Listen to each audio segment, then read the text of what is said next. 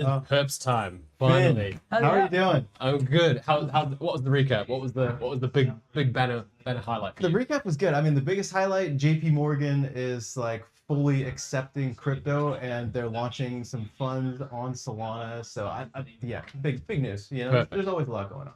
Awesome. Well, it's time to get into the most exciting areas. Perps is one of the biggest markets in crypto at the moment. The highest earning revenue app of the year was a Perps Dex. In my view, the Perps scene in Solana is in pretty dire straits. Yeah. We're really struggling. We're falling behind. We've dominated the spot market, but we are really lagging in the Perps scene. So Bulk is a new emerging Perps Dex from Solana. Jun here is the CTO. Jun, why on Solana, as it stands, are we so far behind in the Perps game?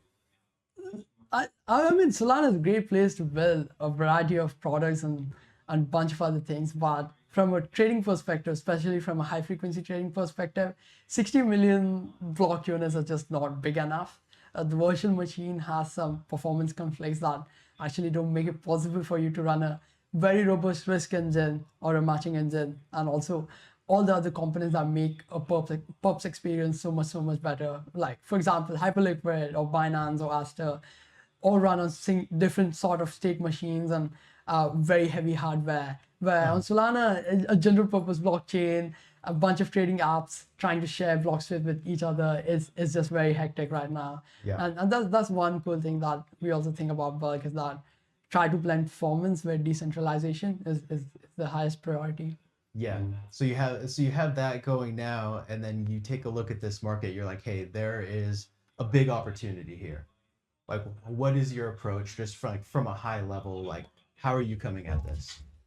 For us, we started out as market makers, as a lot of guys know. We took a look at this from two sides of the thing. One's the technical overview of that, and one from market. What do traders want? What do users want? And we realized that if we can offer three of these cool things, one's like lowest amounts of latencies, liquidity, and on top of that, user experience is very cool for market makers, HFTs, and normal users. And that creates something we call execution quality, a higher execution quality where you get better pricing, better fills, and all these sorts of things. And the opportunity right now is so big. Like as Finn described, the biggest perps, the biggest app of the year was Perp Stack, earning over 1 billion in ARR. And it's insane. But it's not as big as we thought compared to traditional markets. Traditional markets move trillions in a day. And the whole goal of Solana and also for Bulk is to bring all these sorts of markets on chain, on Solana and onto Bulk. And how we position ourselves as a trading hub for Solana, a dedicated trading hub where assets can trade no matter what and can always get this latency, this price, and this execution that is predictable, verifiable, and insanely nice to use.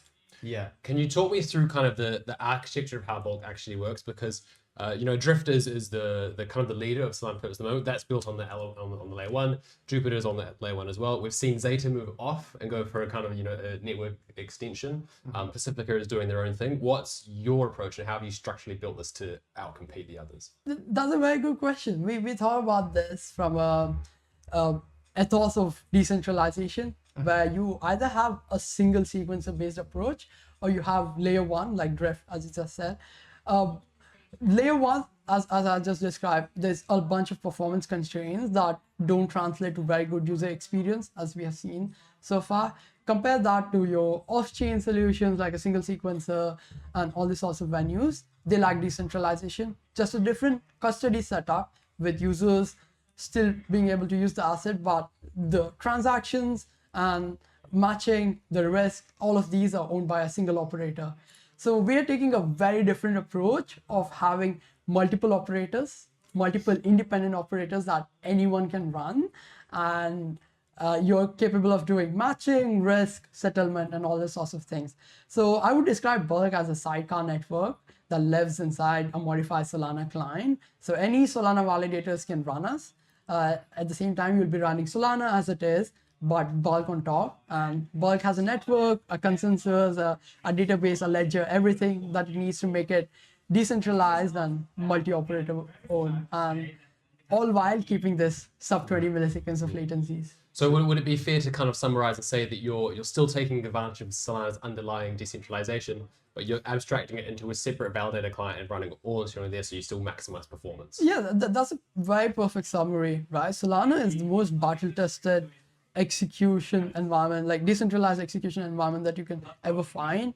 We have highest amount of BFT decentralization with number of nodes and stake and bunch of all of that. At the same time, we have very robust validator operators who have very good hardware that is battle tested for the last 5 to 6 years. And using that to create a specialized, let's say, a F1 circuit makes sense to me. And you've mentioned that it is a truly decentralized perp sticks, and that's kind of a distinguishing point, because a lot of the time perp sticks they rely on very, very centralized and singular points of failure. Hyperliquid's got about 20 or 25 validators, so that's kind of an example of that. Why do you think on Solana we've kind of relegated decentralization and open finance and open sourcing and everything along those lines to an afterthought, as opposed to being front and center, which was the original crypto ethos? I think that to us, we figure out doing the hard things are always hard, but that doesn't mean that you shouldn't. And we're a team who likes to do insanely hard things, and having this decentralized and open for anyone to verify is the hardest part. Obviously, there's so many cool things and obviously a bunch of other problems that go into like making this single sourced or this or that. But essentially, it would boil down for us to having multi-operator setup is to give this execution guarantee to any user. So by that I mean this guarantee that you can send your order and you cannot be censored. There is a group of validators independently owned who are actually matching your orders and doing all the risk checks and all these sorts of things without an external input or a single operator input. And that's very important for institutions, as we found out. And there's been so many talks about running a unregulated securities exchange, or that all translates to a single state machine owned by a single operator. And Burke is just trying to distribute that with performance. And so performance is kind of the key operative word. Yeah. If we're trying to strip that down to latency, a lot of numbers get thrown out. People say, we've got 400 millisecond latency, we've got 200 millisecond latency, 50 milliseconds. If I'm just a normal guy, I fire up the trading terminal, I hit buy, it buffers for a second and the trade goes through. For me, that seems fast. How do you quantify the difference between 400 milliseconds and 200 milliseconds for someone who's just an everyday trader? Majority of this is felt by people who are using the APIs or something on the core level outside of the front end, where your pricing is very, very important. And this is obviously felt by HFT and market makers to begin with. I was just talking about this on my talk, that if you do a Monte Carlo distribution, a distribution between frequency and price changes, at every 1 second, you lose up to 1 bips of price changes. So for example, Solana is 400 milliseconds. So you always lose up to 0.06 bips. That is almost 0.1% or something like that price changes on Solana versus Binance. And that is very, very bad for a market maker, because you're quoting on a liquidity leader compared to a DEX or an exchange that is moving slower. And there's always this opportunity of arbitrage between both of that, and also your capability of not executing very, very fast. So any orders you post will always be that 1 bips behind or something like that. It's very bad to them in terms of what the systems can handle. At the same time, it also translates to them actually trading on the platform. And we've spoken to a bunch of market makers about this on trading experience on Solana versus a bunch of other blockchains and stuff like that. Solana's 400 milliseconds are obviously the best in the industry right now, and you cannot beat that. But it's never guaranteed that you're going to get into the same slot to begin with. That's the first issue. Second issue, 400 milliseconds also too big compared to Binance, and the pricing that they are getting is very bad. And now translating that to users is that you're getting worse fills. You're getting the execution price that you're getting is much worse compared to you trading on Binance, for example. So that again directly translates to your slippage, your profits that you can make, or your trading experience, and all of this will compound down, and it will translate users leaving the platform or something like that, always seeking for the best pricing opportunities. Yeah. And do you have any insight into like who the users and traders are going to be? You mentioned like high frequency traders, you mentioned, everyday traders. Like who are you really targeting? Like who is going to be, the user of this? Is it going to be everybody, or are you talking to a lot of institutional traders, or who, what does that look like? That's a very good question, right? Like we built a whole sort of pseudo chain Yeah. inside. It has all these complex moving parts. Yeah. But end of the day, we are very product native team who believe that we can deliver a very well polished consumer experience that is catered towards all the normal consumers in retail, and also the complex side of moving parts also catered towards institutions who are latency sensitive, and any participant like HFT, market makers, and everyone. Yeah. Because an exchange job is to provide a venue where both sides of the curve can actually meet and agree on a single price. And Yeah. as these participants are very latency aware, price sensitive, and all these sorts of elements compared to our average retail like us, where we just want very good fills, very good pricing, very good liquidity. I place a $10 million order and I want it to go through. And for that to happen, we need both of the moving parts to align in a single go. Yeah, that's well said. And do you think that Hyperliquid kind of shows the appetite for this product? Like it seemed like a great demonstration of what could be on Solana, right? Like it showed the demand, it showed the use, and like it is that kind of like, hey, the demand is there. Now it's time. If we can put this out there, it's coming. Or how do you view that? For sure. I mean, like Hyperliquid proved that they are the decentralized liquidity leader, something like that. But Hyperliquid's still far behind compared to traditional markets. Clearing houses today clears trillions of dollars. Yeah. Nasdaq, NYSE, trillions in volume a day, and we are not even scratching the surface of a bill on chain, and at some venues is even smaller, and we're still, the pie is so small. Yeah. And now we've just started understanding and realizing that institutions wants to tokenize, they want to bring all of their assets on chain. Yeah. This is a question we ask. We have this vision of Solana capital markets that are coming, and internet capital markets with all sorts of equities, commodities, everything being represented by this tokenized form. Where will they trade? Yeah. Like we have spot markets that are very, very nice on Solana now, but there's no perps venue or an actual order book with higher depth that you can do for all of this. So order books are a proven market fit. Nasdaq NYSE runs these order books for the last 30 years, processing trillions and trillions and trillions of volume, Yeah. and building that in a distributed environment. Yeah.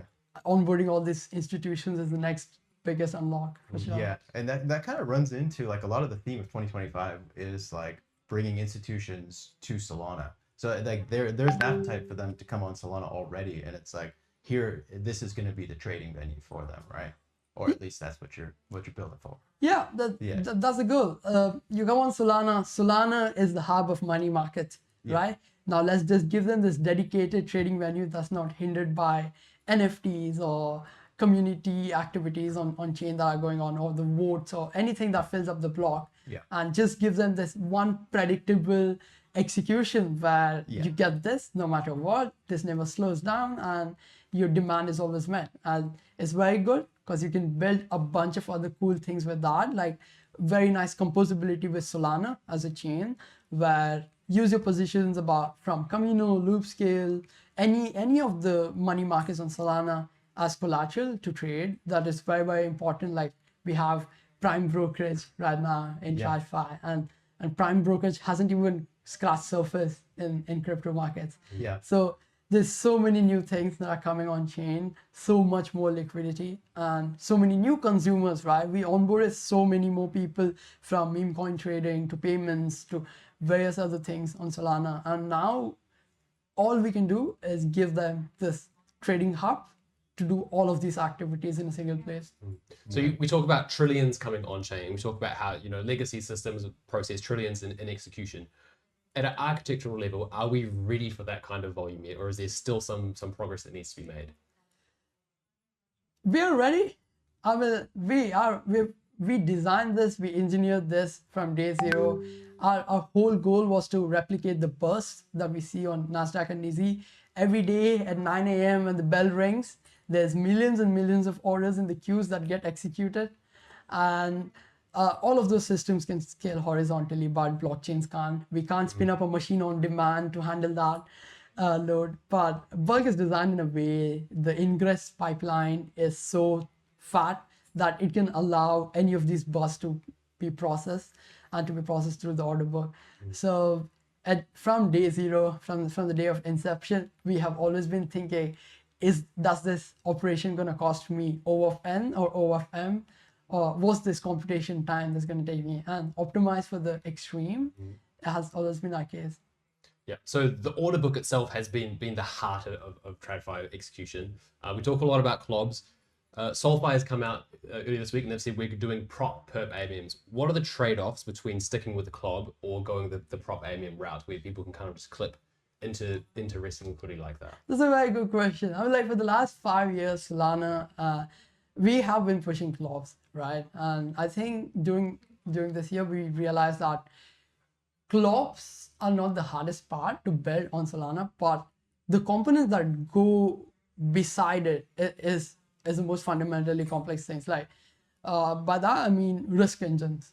So right now, even on Bulk or Binance or Hyperliquid, any of these risk engines are very, very robust, and they can't be fit on a Solana block. Basically, Solana blocks are 60 mil, and that's optimistic to think that you have the whole block to yourself, and now you're going to fit a risk engine that takes 100 million data points to simulate and give you the up-to-date real-time risk.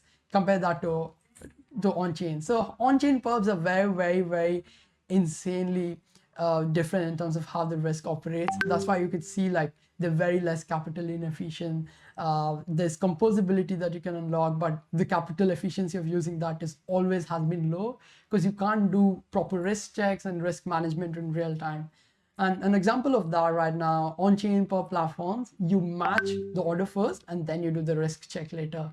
But on Bulk, on Binance, on Hyperliquid, we all do risk checks first, which we figure out what your margin is, what your margin requirement after the new order or the new position is, and then we push you to the matching. But on-chain, we do this post, and if you fail those checks, we just revert that matching queue, which is very bad because a market maker who has maintained all these sorts of things, like he has proper margin and all the sorts of things, is bad for him that the other counterparty failed the risk check and the matching has to revert back a step and wait for the next 400 milliseconds or so. So there are some inefficiencies that everyone's trying to solve, and with new prop AMMs, it's just a new form of structure where SolFi can code and there's going to be some liquidity. But from a Bulk perspective, it's a single exchange, infinite market makers, infinite markets, any source of assets that you can use. Give the opportunity for everyone to be fair, to code, to run your strategies, place your trades, and do everything in a single place. It's awesome. Yeah. So talking about risk there, one of the big conversations on Charisma in the last few weeks has been talking about ADL on the 10/10 liquidation day.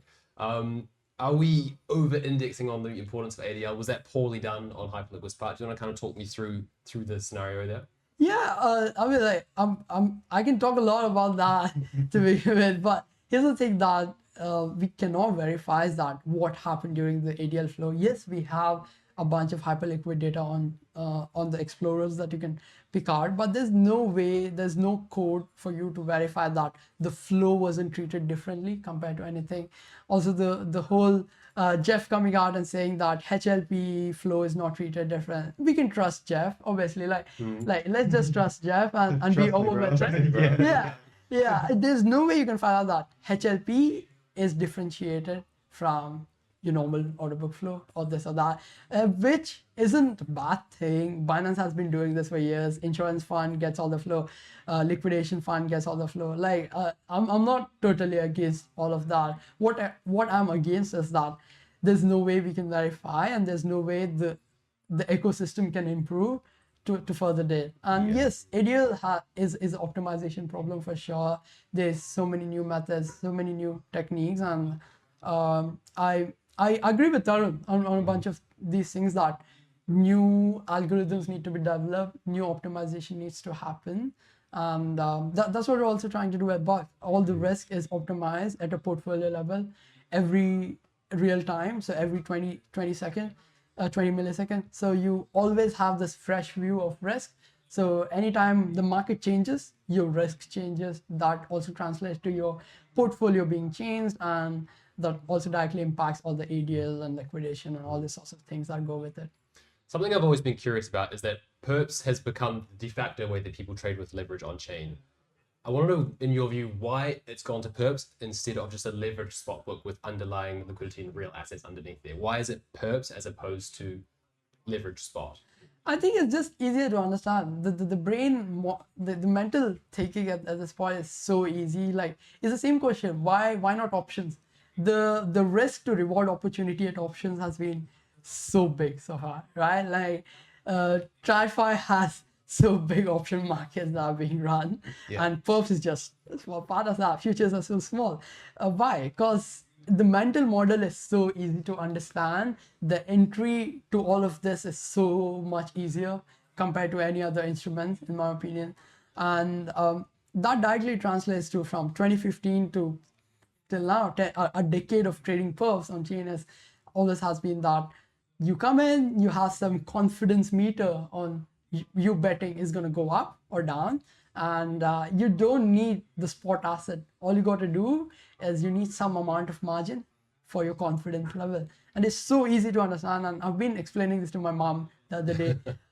You have $100 now, but you can have a confidence of $10,000, for example, and it's just so easy. Like, you're not losing 10,000, you're only losing $100, and it's not spot. It's just, that's your risk now on your position. So it's a very simple model.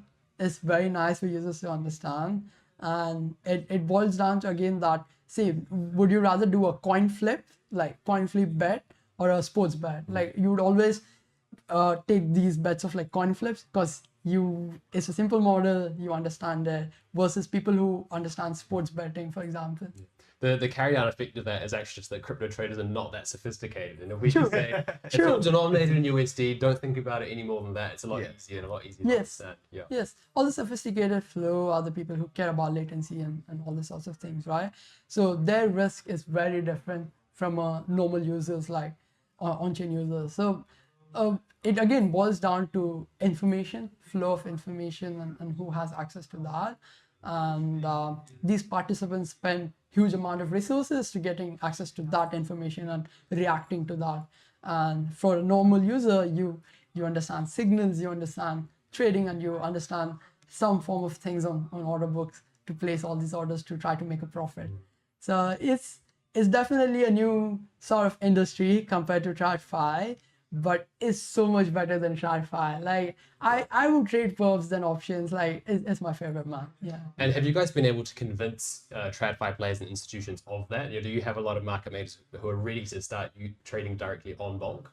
Yeah. Like, we've been in contacts with market makers since day zero, closely working with them, offering all sorts of, taking a bunch of their pains and solving them, especially on the SDKs, APIs, access, and latency side of things. And on the other side, funny you asked like about TradFi trading Perps, is that I've met a bunch of TradFi traders, and every time I talk about Perps to them, they think we're just kidding. We're not serious people. Do they really?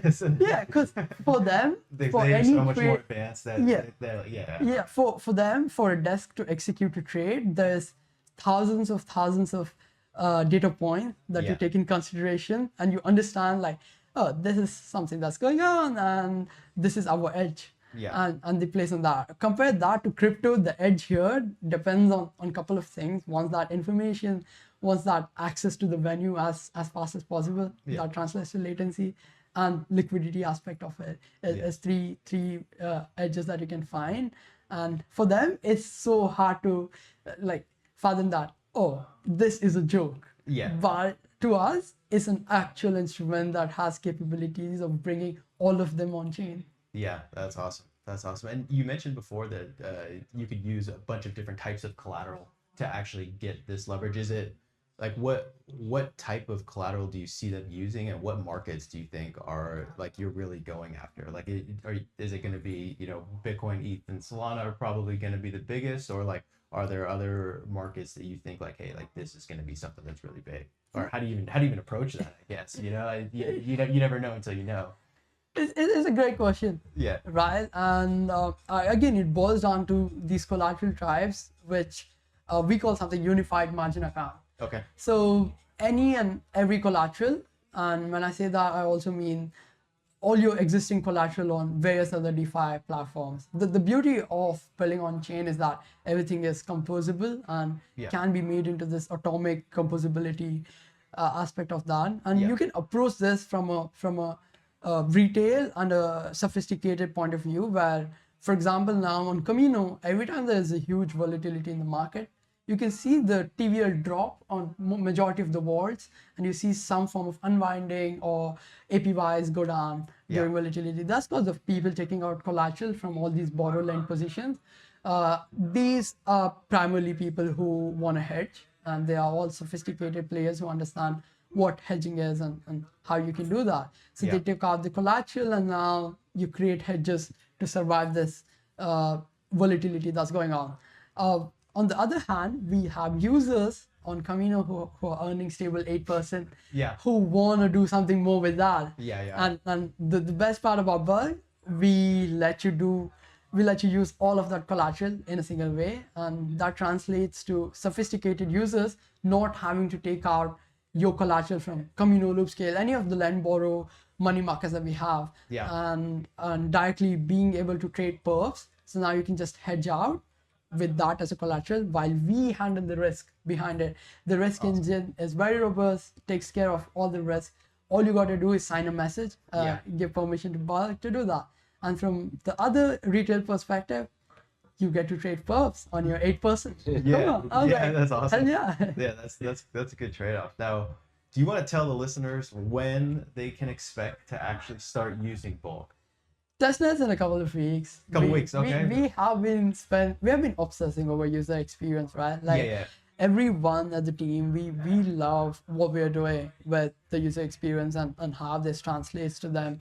So far, we're doing internal testing, even the AlphaNet. The goal is to translate this in a very smooth experience. Connect your wallet, use passkeys, use your email, start placing orders, get fills instantly. It should feel like magic. That it should feel like a centralized exchange that has millions and millions of order levels. To translate that to you getting filled very, very fast on a decentralized level. And post that is going to be a very special campaign that I can't talk about. I like it. We like special campaigns. We like it. We can imagine, right? Are we getting points? Maybe. Yes. Sounds good. Well, it's sounding like a fantastic platform. I'm looking forward to it. Sounds like 2026 is going to be the year, right? It's we've got the institutions here. 2025 was big for that. 2026, I want to see a bunch of on-chain things really take off. This sounds like a great platform for that. Do you want to talk any more like about your plans for 2026, or how you kind of view that in general on Solana? Yeah, we are looking forward to 2026. Mainnet, post that unified margin accounts are the biggest unlock.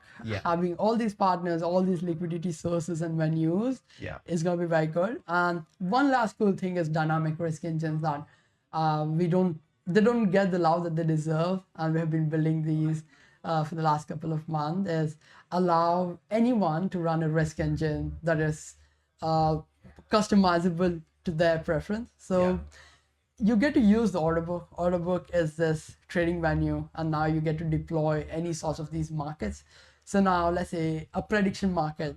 The risk behind a prediction market is not the same as a perps a risk where funding and mark price and everything's involved, and prediction markets are inherently different, but you still need to use the order book as a common goal.